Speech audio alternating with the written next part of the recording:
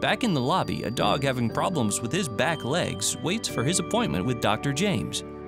My name's Ilana, and I'm Sylvester's grandmother. About 8 months ago, we noticed he was having problems coming out of the swimming pool. His back foot tended to buckle in, and then after that, he started dragging his leg a little bit. He has been having some problems with the mobility in his back legs for a number of months now. As with any old dog that has problems with his gait in the back legs, we first have to determine whether it's an orthopedic problem or whether it's a neurologic problem. If it's okay with you, what I'm going to do is I'm going to take Sylvester to the back with me, and Dr. James and I are going to examine him back there, okay? Absolutely. All right.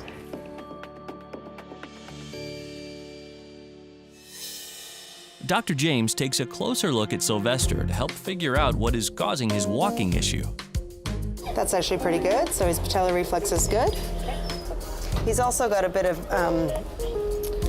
atrophy back here as well. Some muscle wasting? Yeah. The signals that are going to the back legs, from the brain to the back legs, and also from the back legs up to the brain, to tell the brain where the legs are in space, aren't quite getting there as quickly as they should, which can often imply that there's an abnormality with the spinal cord in that area. After looking at him, I know that his problem is neurologic, but I'm not entirely sure what the problem is. It could be a number of things, like a degenerative condition or a tumor or a disc. Once we determine if it's orthopedic or neurological, then the next step is to try and figure out what it is. There's a number of possibilities for what the cause of the problem could be, okay? So it could be that he has a disc bulge or disc protrusion. Sometimes they can have a disease called degenerative myelopathy, whereby there's loss of the myelin that covers these long axons, and so the speed slows down, and so they slowly get wobbly in their back end. It's a little bit unusual in that if it was degenerative myelopathy, I might suspect his signs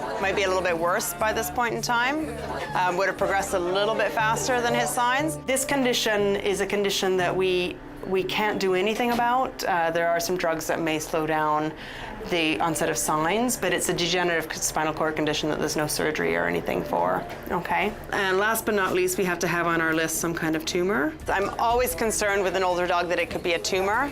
So because he's older, that always has to be on our list, unfortunately. So I have a number of theories as to what it could be. What I suggested that we do is take x-rays and also do an MRI of his back. And that will help us look to see whether there's any bulging discs, to see whether there's any evidence of soft tissue tumor. We're sort of beginning a process of investigation. Once we have that information, we're going to put it together with him and his clinical signs and what is right for you and your family, and try and figure out what the right thing to do for him is.